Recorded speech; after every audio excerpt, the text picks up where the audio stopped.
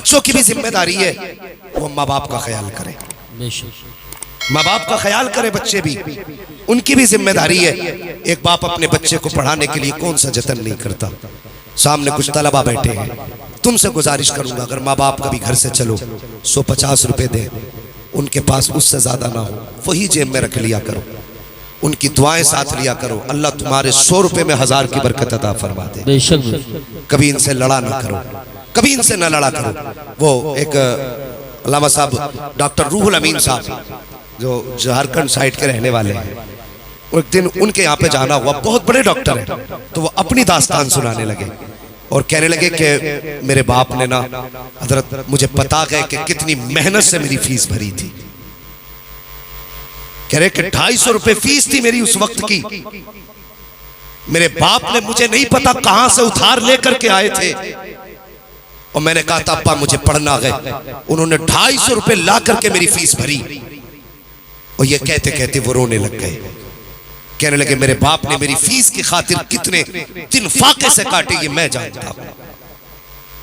کہہ رہے قربت کا دور تھا جب باپ نے مجھے پڑھایا، آج خدا نے مجھے دولت دی ہے، آج میں ڈاکٹر ہوں، آج میرے پاس پیسے کا ٹھکانہ نہیں، لیکن آج اس پیسے کو استعمال کرنے والا باپ نہیں ہے، تو مجھے یہ دولت بھی اچھی نہیں لگتی ہے۔ اور جوانوں، اگر ماں باپ تمہیں پڑھانے میں اپنا وقت خرچ کرتے ہیں تو تمہاری ذمہ داری ہے ماں باپ کی خدمت کرو۔ آج یہ زندہ ہے، ان کی قدر کر لو، بڑی محنت سے ماں باپ پڑھایا کرتے ہیں، اور کبھی جا کر کے چوراہوں پہ دیکھو، گرمی میں پسینہ صاف کرتے تمہیں باپ ملیں گے، سردی میں بغل میں ہاتھ دیے کھڑے کہیں منڈی میں باپ ملیں گے۔ اور یار کبھی کبھی سردیوں میں ہم راتوں رات چلنے والے لوگ ہیں، رات کے آدھے حصے میں ہم نے باپوں کو سائیکلوں پہ سفر کرتے دیکھا ہے، جس موسم میں ہم گاڑی کے شیشے کھول کے نہیں چل سکتے، ہم نے باپوں کو سائیکل چلاتے دیکھا ہے۔ کبھی ان سے پوچھو راہ روک کر کے، بتا تو سکی اتنی سردی میں کیوں اس روڈ پہ آ کے کھڑا ہو گیا ہے، کیا وجہ ہے؟ کیا تجھے زندگی پیاری نہیں ہے؟ وہ کہے گا زندگی تو پیاری ہے، لیکن بیٹے کے اسکول کی فیس بھرنی ہے، بیٹے کے مدرسے کی فیس بھرنی ہے، بیٹے کو اسکول کا ڈریس لے کے دینا ہے، اسکول کا بستہ لے کے دینا ہے، اور تیری تعلیم کی خاطر باپ نے کون سی خاک نہ چھانی، تیرے لیے کیا کیا باپ نے نہ کیا، آج تیری جیب پہ قلم لگ گیا تو ہی سب کچھ ہو گیا، باپ کچھ نہ بنا۔ او خدا کے واسطے اگر دنیا اور آخرت میں بھلائی چاہتے ہو تو باپ کی عزت کر لو، اگر باپ راضی ہو گیا تو خدا کی قسم مصطفیٰ بھی راضی ہو جائیں گے، خود خدا بھی راضی ہو جائے۔ نعرہ تکبیر، نعرہ رسالت، نعرہ غوثیت، مسلک اعلیٰ حضرت فیضان محررہ مقدسہ، فیضان اجمل العلماء، علماء اہل سنت، سبحان اللہ اکبر۔ لوگ کہتے تھے کہ آج 3 بیٹوں سے ایک باپ نہیں پلتا، ایک باپ 3 بیٹے پال دیتا ہے، 7 بیٹے پال دیتا ہے، 8 بیٹے پال دیتا ہے۔ اللہ اکبر، یہ کون سا درد ہے ان کے سینے میں؟ آؤ تمہیں مصطفیٰ کے مدینے لے کے چلو، خیریتیں چلیں گے انشاءاللہ۔ ذرا کہہ دیں یا رسول اللہ۔ میں بس کچھ سمجھانا چاہتا ہوں، واقعات سنانا مقصود نہیں ہے، انداز بیاں میرا بہت شوق نہیں ہے، شاید کہ اتر جائے تیرے دل میں میری بات۔ حضرت علی کی چوکھٹ ہے، سیدہ طیبہ طاہرہ حضرت فاطمہ زہرا ہے، صبح کا وقت ہے، اٹھی گھر کے کام میں مصروف ہو گئی، گھر کے کام میں صفائی کی، سارا کام کیا، کپڑے دھل رہی تھی، اچانک حضرت علی آ گئے۔ حضرت علی رضی اللہ تعالیٰ عنہ آئے، کہنے لگے فاطمہ لگتا ہے آج میری فاطمہ کی طبیعت ٹھیک ہو گئی ہے، کیا بات؟ آج اپنے ہاتھ سے سیدہ کام کر رہی ہے؟ حضرت فاطمہ نے کہا علی میں نے سارا کام کر دیا، کپڑے بھی سارے دھل دیے، بس آپ کا امامہ رہ گیا ہے، اگر ہو سکے تو یہ امامہ بھی دے دیں، میں اس کو اپنے ہاتھ سے دھل دوں۔ حضرت علی نے وہ امامہ شریف بھی اتار کے دے دیا، امامہ شریف دیا، حضرت فاطمہ نے امامہ شریف بھی دھلا، اور دھلنے کے بعد شہزادوں کو لیا اور غسل دینے لگی۔ غسل دینے کے بعد جب کپڑے پہنانے کی باری آئی نا تو بال سوارتے ہوئے رونے لگی، ماتھی آنکھ میں آنسو آ گئے۔ حضرت علی کہنے لگے فاطمہ خیر تو ہے؟ کیا بات؟ آج بچوں کو نہلاتے ہوئے آنکھ میں آنسو؟ سیدہ فاطمہ کہنے لگی علی آج ایک خیال نے رلا دیا۔ کون سا خیال؟ فرمانے لگی آج مجھے خیال آیا کل خدا جانے میرے بیٹوں کا کوئی چہرہ دھلے گا کہ نہیں دھلے گا، کل اللہ جانے میرے بیٹوں کے بال سوارنے کوئی آئے گا کہ نہیں آئے گا۔ حضرت فاطمہ زہرا نے جب اتنی بات کہی حضرت علی کی آنکھ میں آنسو آ گئے۔ فاطمہ یہ نہ کہو، ایسی باتیں کیوں کر رہی ہو؟ حضرت فاطمہ کہتی علی میرا دنیا سے جانے کا وقت قریب آ گیا ہے، کہا یہ کیسے کہہ دیا؟ کہنے لگی تہجد کی نماز پڑھ کے مصلی پہ فجر کے انتظار میں بیٹھی تھی، آنکھ لگی خواب میں مصطفیٰ آئے تھے، فرمانے لگے فاطمہ بہت دن ہو گئے جدائی تمہاری برداشت نہیں ہوتی، آؤ اب تم اپنے بابا کے پاس آ جاؤ۔ اللہ اکبر اتنا کہا، حضرت علی کی آنکھ میں آنسو، شہزادوں کو تیار کیا، فرمانے لگے شہزادوں جاؤ مصطفیٰ کے مزار پہ میرا سلام پیش کر کے آؤ۔ اللہ اکبر، شہزادوں کو بھیجا۔ اس کے بعد سیدہ فاطمہ زہرا نے حضرت علی کا ہاتھ پکڑ کے کہنے لگی علی کچھ بات کرنی ہے، میرے پاس وقت بہت کم ہے، کیا آپ تھوڑا وقت دیں گے؟ حضرت علی نے فرمایا فاطمہ کہو کیا کہنا چاہتی ہو؟ آپ نے حضرت علی کا ہاتھ پکڑا، کمرے میں گئی، حضرت علی کو بٹھایا، خود بھی بیٹھی، اور اس کے بعد نبی کے شہزادی حضرت فاطمہ زہرا نے اپنا دامن پھیلا کے کہتی علی آج فاطمہ کچھ مانگنا چاہتی ہے۔ اے فاطمہ مانگو، کیا مانگنا چاہتی ہے؟ اللہ اکبر، حضرت فاطمہ کہتی ہے علی اگر زندگی میں کوئی خطا ہو گئی ہو تو معاف کر دینا۔ اللہ اکبر، یہ بات کس نے کہی تھی؟ خاتون جنت نے یہ بات کہی، سید الانبیاء کے شہزادی نے یہ بات کہی ہے، اس نے کہی جس کو مصطفیٰ نے فرمایا میری فاطمہ ملکہ جنت ہے، وہ فاطمہ کہتی ہے اے علی کوئی خطا ہو گئی ہو تو معاف کر دیا جائے۔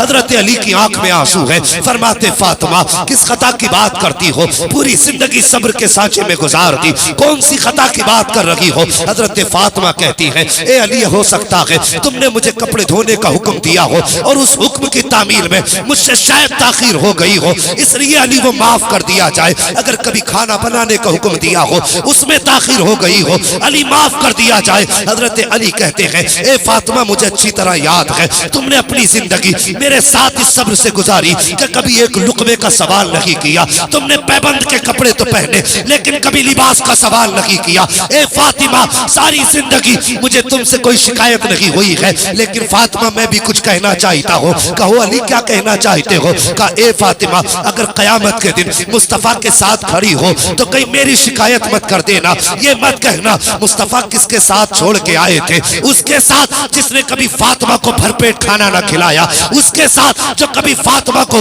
نیا لباس نہ دے سکا۔ اللہ اکبر، حضرت فاطمہ کی چیخ نکلی ہے، فرماتی علی ایسی بات نہ کرے۔ اللہ اکبر، اگلی بات حضرت فاطمہ نے کہی تھی، اب ذرا دل تھام کے سننا پیارے۔ حضرت فاطمہ کہتی ہے اے علی ایک بات اور کہنا چاہتی ہو۔ کہو علی کیا کہو فاطمہ کیا کہنا چاہتی ہو؟ تب حضرت فاطمہ کہتی ہے اے علی میرے انتقال کے بعد تم جس سے چاہو نکاح کر لینا، میں تمہیں آزاد کرتی ہوں۔ اللہ اکبر، تمہیں پتا ہے یہ کون سی آزادی ہے؟ اب ذرا دل تھام کے بات سننا پیارے۔ ایک دن حضرت علی نے دوسری لڑکی سے نکاح کرنا چاہا تھا، دوسری خاتون سے۔ یہ بات حضرت فاطمہ کے کانوں تک آئی، آپ نے شہزادوں کو گود میں لیا، مصطفیٰ کی بارگاہ میں آئی، یا رسول اللہ علی دوسرا نکاح کرنے جا رہے ہیں، میرے حضور منبر پہ تشریف لائے، صحابہ کو اکٹھا کیا، حضرت علی کو بلایا، کہا تھا علی میں نے سنا ہے تم دوسرا نکاح کرنا چاہ رہے ہو۔ جی یا رسول اللہ آپ نے سچ سنا ہے، یہی میرا ارادہ ہے۔ مصطفیٰ کے ایک طرف آقا حسن بیٹھے ہیں،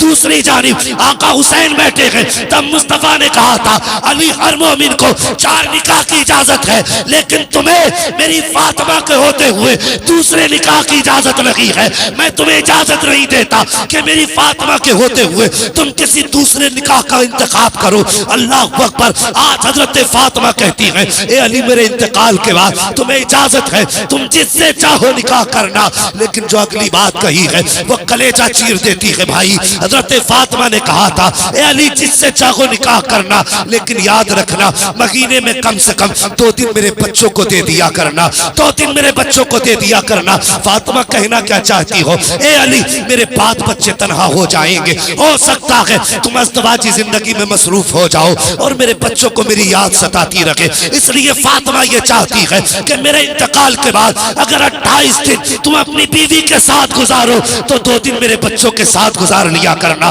حسنین کریمین کے ساتھ گزار لیا کرنا۔ اللہ اکبر، یہ ماں ہوا کرتی ہے شاہب جس کو آخری لمحات میں بھی بچوں کی فکر ستایا کرتی ہے۔ اور ایک بات حضرت فاطمہ نے حضرت علی سے کہی تھی، اے علی ایک بات اور کہنا چاہتی ہوں۔ کہو فاطمہ کیا بات ہے؟ فرماتے علی میرے انتقال کے بعد کبھی دن کے اجالے میں گھر میں قدم نہ رکھنا۔ حضرت علی کہتے ہیں فاطمہ آنگن میرا گھر میرا چوکھٹ میری در میرا، میں دن کے اجالے میں کیوں نہیں آ سکتا؟ تب حضرت فاطمہ نے کہا تھا اے علی گھر بھی آپ کا ہے، چوکھٹ و جاگیر بھی آپ کی ہے، لیکن بات یہ ہے اگر دن کے اجالے میں آپ گھر میں آتے ہو تو آپ کی جو شہزادی ہے زینب وہ اتنی حیا کیا کرتی ہے کہ میری کمر کے پیچھے چھپ کے کھڑی ہو جایا کرتی ہے، وہ اتنی حیا والی ہے کہ تمہارے سامنے آنے سے شرمایا کرتی ہے۔ اے علی اگر میرے انتقال کے بعد تم دن کے اجالے میں گھر میں آؤ گے تو پھر میری بیٹی کس کے پیچھے چھپے گی؟ اگر سامنے آ گئی وہ تو حیا سے پانی پانی ہو جائے گی۔ اللہ اکبر!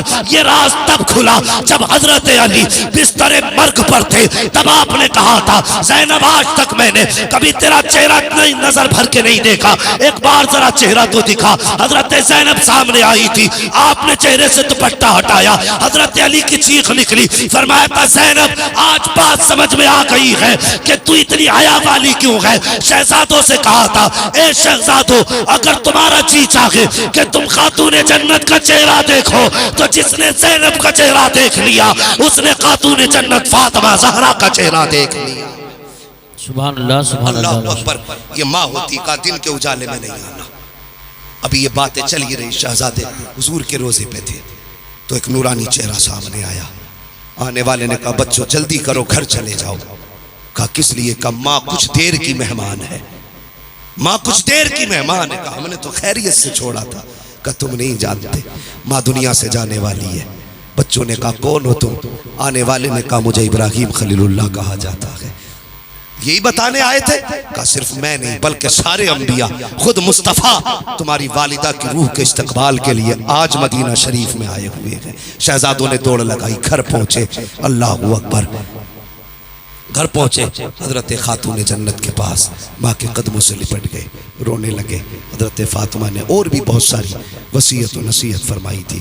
وہ بھائی میں نے کہا ماں ماں ہوتی ہے جس کو آخری لمحات میں بھی اولاد کی فکر ستاتی ہے، آخری لمحات میں بھی۔ تو کیا بندوں کا فرض نہیں بنتا کہ وہ ماں باپ کی عزت کرے، ماں باپ کی قدر کرے؟ آپ پڑھ لکھ کے آج کچھ بھی ہو گئے ہو، کچھ بھی ہو گئے ہو تو ماں باپ سے بڑے نہیں ہو، ماں باپ سے بڑے نہیں ہو۔ منور رانا نے کہا تھا بلندیوں کا بڑے سے بڑا نشان چھوا، اٹھایا گود میں ماں نے تب آسمان چھوا۔ بے شک بے شک۔ ہاں خدا را اگر ماں باپ ہے تو عزت کرو، ان کی قدر کرو۔ پردیس میں زندگی گزار رہے ہیں، کبھی ماں باپ کی یاد نہیں آتی۔ کتنی آسانی سے کہ میں پوچھا جائے گھر کب گئے تھے، آتے باہر سے فون، حضرت 6 سال ہو گئے سعودی میں رہتے رہتے۔ بھائی کتنا کماتے ہو؟ کہ 50,000 روپے مہینہ۔ گھر کب جاتے ہو؟ 6 سال ہو گئے۔ ماں باپ ہے کہاں؟ ہاں ہے تو میں نے کبھی یاد نہیں آتی؟ کہا یاد تو آتی ہے نا۔ پھر میں نے کہا گھر بھی چلے جایا کرو۔ کہ حضرت کوئی فکر نہیں، ماں باپ نو ٹینشن رہ رہے ہیں، ہم 15,000 20,000 انہیں اپنے الگ سے خرچ کے لیے دیتے۔ وہ بھائی ماں باپ تیرے 15,000 کے بھوکے نہیں ہوتے، وہ تیرے پیار کے بھوکے ہوتے ہیں۔ 15,000 نہ دے، 6 مہینے میں آ کے ایک بار ماں سے گلے لگ جا، باپ کے سینے سے لگ جا۔ آج لوگوں کو دیکھ رہے ہو نا، کسی کو کوئی مرض، کسی کو کوئی مرض، کسی کو انسولین لگ رہی ہے، کسی کا شوگر بڑھ رہا ہے، بلڈ پریشر کا کوئی مریض ہے۔ یہ بیماریاں کیوں اتنی آئی؟ وجہ یہ ہے ہم نے ماں باپ کے سینے سے لگنا چھوڑ دیا ہے، ہم نے ماں باپ کے سینے سے لگنا چھوڑ دیا ہے۔ بھائی آج بھی اگر بیٹا باپ کے سینے سے لگنے لگے نا، خدا کی قسم وہ مرنے کو مر تو سکتا ہے لیکن کبھی ہارٹ کی پرابلم اسے نہیں ہوگی۔ بے شک بے شک۔ تو باپ کے سینے سے لگا کرو۔ کتنے دن ہو جاتے ہیں ہمیں ساتھ کھانا کھائے ہوئے ماں باپ کے، زمانے گزر جاتے ہیں۔ کبھی اللہ توفیق دے مہینے 6 مہینے میں کبھی ماں باپ کے ساتھ کھانا بھی کھا لیا کرو، کبھی ان کے ساتھ بیٹھ کے 2 منٹ باتیں بھی کر لیا کرو۔ کوشش کرو ہم اپنے ماں باپ کی عزت کریں، ماں باپ کی عزت کریں۔ تو میں عرض کر رہا تھا قرآن پڑھنے والوں سے، اسکول پڑھنے والوں سے ماں باپ کی محنتوں کی فکر کرنا۔ انہوں نے بڑی محنت سے پڑھایا ہے، بہت محنت سے، کس طرح سے اپنا پیٹ کاٹ کے تمہارے مدرسوں کی اور اسکولوں کی فیس بھری ہے۔ ہاں بڑی محنت سے تمہیں اس لائق بنایا ہے کہ تمہاری جیب پہ قلم لگ سکے۔ آج قلم لگا ہے نا، اس کا استعمال ماں باپ پہ نہ کرنا، اس کا استعمال کبھی اپنوں پہ نہ کرنا۔ اپنوں کی دعائیں ہیں جس نے تمہیں اس مقام تک پہنچایا ہے، جس نے اس مقام تک پہنچایا ہے۔ خدا را ہم بھی اگر چاہتے ہیں اچھی نسل پیدا ہو تو ہم اچھی گودوں کا انتخاب کریں، اچھی گودوں کا انتخاب کریں۔ ماں اگر نیک ہوگی تبھی بیٹا صابر پاک پیدا ہوگا، ماں اگر نیک ہوگی تبھی بیٹا احمد رضا پیدا ہوگا۔ کوشش یہ کریں جس طرح سے اچھی فصل کے لیے اچھی زمین کا ہونا ضروری ہے، اسی طرح سے اچھی نسل کے لیے اچھی ماں کا ہونا ضروری ہے۔ لیکن المیہ ہے، آج شریفوں کی شرافت داغدار کر دی جاتی ہے، امیروں کے عیب پہ بھی پیسہ پردہ ڈال دیتا ہے، اور پھر اس کے بعد ہم گیت گاتے پھرتے ہیں ہمیں تو ایسا اتنا جہیز ملا، اتنا سامان ملا، اور جہیز تو بھی خرید سکتا ہے لیکن شریف عورت تجھے خریدے سے نہیں مل سکتی ہے، شریف عورت خریدنے سے نہیں مل سکتی، وہ نصیب ہی سے ملا کرتی ہے۔ تو کوشش یہ کریں نکاح سے پہلے پڑھی لکھی نیک لڑکی کا انتخاب کریں، اور یہ ضروری نہیں ہے صرف بیٹوں کو پڑھائیں بلکہ بیٹیوں کو بھی پڑھائیں، دین کی تعلیم بیٹیوں کو بھی دیں، پڑھائیں گے انشاءاللہ بیٹیوں کو بھی۔ آج بیٹیوں کو یہ سوچ کے نظر انداز کیا جاتا ہے کہ بیٹی پرایا دھن ہے، پرایا دھن ہے بیٹی، نہیں، پرایا دھن نہیں ہے، اسے ہم نے کتنا اجنبی کیا، کتنا بیگانہ کیا، باپ نے یہ سوچ کے نہیں پڑھایا پرایا دھن ہے، سسرال والے کہنے لگے یہ تو پرائے گھر سے آئی ہے، اسے کوئی اپناتا ہی نہیں، کسی نے یہ نہیں کہا یہ ہماری ہے، گھر والے کہتے رہے اسے پرائے گھر جانا ہے، وہ چلی گئی تو وہ کہتے یہ پرائے گھر سے آئی ہے، کب ٹوٹ جائے تو سیدھی بات کہ تیرے باپ نے تھوڑی لا کے دیا تھا، تو یہاں کی تھوڑی، ہمارا خون نہیں جو تجھے درد ہو، تو پرائے گھر کی ہے۔ ہم نے ہمیشہ اسے پرایا کیا، نہیں، اسے اپنا بناؤ۔ جہاں بیٹوں کی تعلیم پہ پیسے خرچ کرتے ہو وہاں بیٹیوں کی تعلیم پہ بھی پیسے خرچ کرو، بیٹیوں کو بھی پڑھائیے، ان کو بھی علم کے زیور سے نوازیے۔ جب بیٹیاں پڑھی لکھی ہوں گی، قرآن کی قاری ہوں گی، خدا کی قسم کہنے کی ضرورت نہیں ہے، فجر کی نماز پڑھیں گی، اگر پورا گھر سوتا بھی ہوگا وہ آنے والی تیرے گھر کو قرآن کی خوشبو سے معطر کر ڈالے گی، سبحان اللہ، قرآن کی خوشبو سے معطر کرے گی۔ تو کوشش یہ کریں بیٹیوں کو بھی پڑھائیں اور بیٹوں کو بھی پڑھائیں، دین کی تعلیم بے حد ضروری ہے، ضروری ہے اپنے گھروں میں دینی ماحول لائیں، تعلیم کو بہت زیادہ فروغ دیں، اس وقت ضرورت ہے کہ ہم آگے بڑھیں۔ اور میں گزارش کروں گا اپنے سماج سے، خدا را دشمن تو پیچھے پڑے ہیں لیکن کم سے کم ہم تو اپنی دشمنی ختم کریں، ہم تو اپنی دشمنی ختم کریں، ہم اپنے آپ کو مدرسوں سے جوڑیں، تعلیم سے جوڑیں، اور آخرت کا بھی انتظام کریں، نسلوں کا بھی انتظام کریں۔ بس میں نے جو گفتگو کی اس کا پورا مقصد یہی تھا کہ ہم اور آپ دین کے قریب ہوں، علماء کی عزت کریں، ان کی قدر کریں۔ آپ کا بیٹا اگر حافظ ہوگا نا، میں ایک بات کہہ دوں، بات کڑوی ہے، معذرت کے ساتھ ارباب ممبر سے معافی کے ساتھ ایک بات کہنا چاہتا ہوں۔ آج بندہ مرتا ہے نا تو کہتا ہے میری نماز جنازہ علامہ توصیف صاحب پڑھائیں، علامہ صاحب پڑھائیں، حضرت قاضی صاحب پڑھائیں، مولانا ابرار صاحب پڑھائیں، قاری ہاشم صاحب پڑھائیں، یہ تمنا کرتے ہیں کہ بڑے اچھے اچھے لوگ نماز جنازہ پڑھائیں تاکہ بخشے جائیں۔ یہی سوچے نا، اچھی بات ہے، بڑا عالم پڑھائے بہت اچھی بات ہے، بزرگ پڑھائے اچھی بات ہے، لیکن ایک بات بتائیے، اگر یہی علم آپ کے بیٹے کے پاس بھی ہے، جنازہ آپ کا ہو، مصلی پہ آپ کا بیٹا کھڑا ہو، فرق بتائیے۔ مجھے آپ نے بلایا جنازہ پڑھانے کے لیے، میں آیا، میں تو نیت باندھی بن کے بھائی محبت کرتے تھے، نیت باندھی اللہ اکبر دعا کر کے اللہ اسے بخش دے، جیسے آئے تھے ویسے چلے گئے۔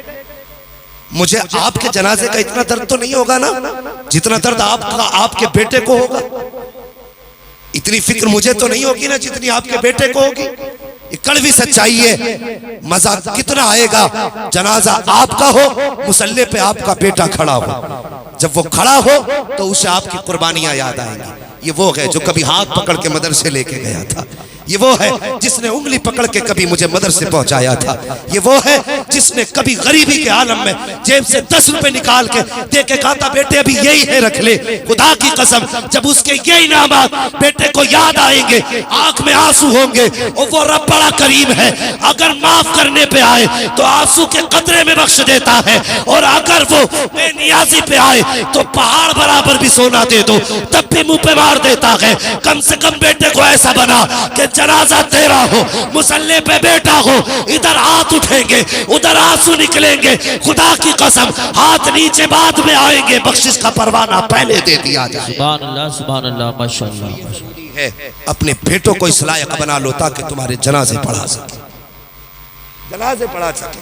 آج تو فیشن ہو گئے، امیروں نے پیر خرید رکھے ہیں، 20,000 تو کوئی بھی پیر بلوا دوں گا نماز پڑھانے کے لیے۔ ہاں خود بھی سوچو، کچھ سوچو بھائی، خود بتائیے۔ وہ کہتے ہیں پرایا مارے دھوم میں ڈالے، اپنا مارے اپنا مارے، سارے بولے اپنا مارے چھاؤں میں ڈالے، تو بھائی اپنے کی مار کھا لو نا۔ وہ کتنے کم نصیب بیٹے ہیں، ابا کا جنازہ پڑھا، دور سے کہہ رہا پڑھاؤ جی پڑھاؤ، اس سے بھی بڑا منحوس ہوگا کوئی جو ابا کے جنازے پڑھانے تو بات پڑھنے تک کھڑا نہیں ہوتا، دور سے کہہ رہا پڑھاؤ جی پڑھاؤ۔ یہ حالات ہیں ہمارے۔ کیوں نہیں آیا بھائی؟ یا تو کپڑے پاک نہیں ہے، نماز نہیں آتی۔ مومن کو پاک رہنا چاہیے۔ وہ بیٹا نصیب والا ہے جسے باپ کی جنازے کی نماز مل جائے، تو کوشش یہ کریں اپنے جنازے کے انتظام خود ہی کر کے جائیں، اور کوشش کریں انتقال ہو بیٹا سرہانے بیٹھا ہو، جنازہ ہو بیٹا مصلی پہ ہو، قبر میں اتارا جا رہا ہو بیٹا سورہ یاسین پڑھ رہا ہو، لوگ دفنا کے آ جائیں بیٹا قرآن پڑھ کے سنائے۔ ایسے انتظام کر جاؤ۔ آج تو فیشن چل گئے، میں یہ بات کہہ کے جاؤں گا، اور فیشن یہ چلا ہے 3 دن تک قبر پہ بٹھا کے قرآن پڑھوایا جا رہا ہے، 3 دن تک لگاتار نون اسٹاپ۔ ایک جگہ حضرت قرآن خوانی کرائی، اور مت بھیجا کرو ایسے لوگوں کی قبروں پہ بالکل بھی۔ قرآن خوانی کرائی تو بچے لے گیا مدرسے سے، 4 بچے لے گیا، اور چاروں بھائیوں نے اپنی ڈیوٹی لگا لی کہ ایک سونے آئے گا تو ایک قبر پہ ان بچوں کی رکھوالی کرے گا۔ تو 3 دن لگاتار قرآن پڑھوایا، آنکھیں سوج کے لال ہو گئیں، سونے تک نہ دیا۔ جب پڑھ کے نپٹے تو 150 روپے اور وہ 70 روپے میٹر کا کپڑا۔ وہ شرم کر، ہاں جائیداد تو کھا گا، ہم تو نہیں کھائیں گے تیرے ابا کی۔ بھائی علامہ توصیف صاحب بات یہ نہیں ہے پڑھوایا کس سے، بات یہ کر کیا رہے ہم؟ اتنا ظلم انہیں سونے تک نہ دیا، تو اس سے ثواب ملے گا؟ کسی کو تکلیف دے کے آنکھیں سرخ کر کے اس سے کیا مل سکتا ہے؟ اگر پڑھوا نہیں تھا تو وہ ریسٹ کر لیتے، دوسرے آ جاتے، وہ چلے جاتے، تیسرے آ جاتے، وہ آرام کر لیتے۔ حد ہو گئی بھائی، انتہا کر دی۔ خدا را کسی کو دکھ دے کے ثواب نہیں ملتا، سکھ دے کے ثواب ملا کرتا ہے، سکھ دے کے ثواب ملتا ہے۔ تو یہ کسی کو تکلیف دینے سے بھی بچے، تکلیف دینے سے بھی بچے۔ وہ بہتر یہ ہے خود باپ کی قبر پہ قرآن پڑھے، سب سے اچھا طریقہ ہے۔ نیت میں خلوص بھی ہوگا، محبت بھی ہوگی، پیار بھی ہوگا، باپ کو سکون بھی ملے گا بیٹا قبر پہ آیا ہوا۔ کئی ساری چیزیں ہیں، بس لوگوں دین کی طرف آؤ، مذہب اسلام کے قریب ہو جاؤ، اپنے آپ کو قرآن سے جوڑو، مدارس سے جوڑو۔ جب ساری چیزیں ساتھ چھوڑ جاتی ہیں تب قرآن ساتھ دیتا ہے۔ جب سارے رشتے توڑ دیتے ہیں لوگ اپنے، تب قرآن کا رشتہ تمہاری ہمت بتاتا ہے، اور تب جا کر کے تم قدم آگے بڑھاتے ہو۔ کوشش کریں مدارس سے محبت کریں، اور ان سے اب کاندھے سے کاندھا ملا کے ہم آگے بڑھیں۔ حالات ناسازگار ہیں، لوگ قرآن کو مٹانے کی کوشش کر رہے ہیں، لیکن خدا کی قسم وہ تو سوال ہی نہیں مٹ جائے۔ لیکن ہم اس مشکل مرحلے میں قرآن کا ساتھ دیں، آگے بڑھیں، اور مدرسے والوں سے، علماء سے کہیں محنت کرنا ہمارا کام ہے، قرآن پڑھانا تمہارا کام ہے۔ کوششیں ہم پہ چھوڑ دو، پڑھائی تم اپنی ذمہ داری پہ لے لو۔ پھر دیکھو خدا کی قسم آج 9 حافظ بنے ہیں، آنے والے دور میں انشاءاللہ 18 حافظ قرآن یہ ادارہ آپ کو دے گا، 18 حافظ قرآن، اور زندگی تو گزر ہی جائے گی۔ کوشش کریں قرآن کی خدمت میں لگا دیں۔ میرے حضور نے فرمایا تھا یا تو عالم بننا، یا متعلم بننا، یا ان سے محبت کرنے والے بننا، ان سے علاوہ، ان کے علاوہ مت بننا، ورنہ تباہ کر دیے جاؤ گے۔ بچوں بھائی قرآن سے پیار کرو، تعلیم سے پیار کرو، دین والوں سے پیار کرو، علماء سے پیار کرو، طلباء سے پیار کرو۔ اللہ آپ کی نسلوں میں برکت عطا فرمائے۔ بس میں گفتگو میں حمد انصافت جو بھی غلطیاں لغزشیں سرزد ہوئی ہوں، مولا کریم حبیب کے صدقے میں تمام خطاؤں کو معاف فرمائے، اور میری گفتگو پہ پہلے مجھے عمل کی توفیق عطا فرمائے، اس کے بعد پوری امت مسلمہ کو عمل خیر کی توفیق عطا فرمائے۔ بچوں ہوئے اغلاط ان کو معاف فرمائے۔ رب کائنات زندگی نے دیا ساتھ تو پھر ہوگی ملاقات، چمن رہا پھول کھلیں گے، زندگی رہی پھر ملیں گے، مسافر ہیں ہم بھی، مسافر ہو تم بھی، کسی موڑ پر پھر ملاقات ہوگی۔ سارے لوگ کلمہ شریف پڑھ لیجئے، لا الہ الا اللہ محمد رسول اللہ، استغفر اللہ۔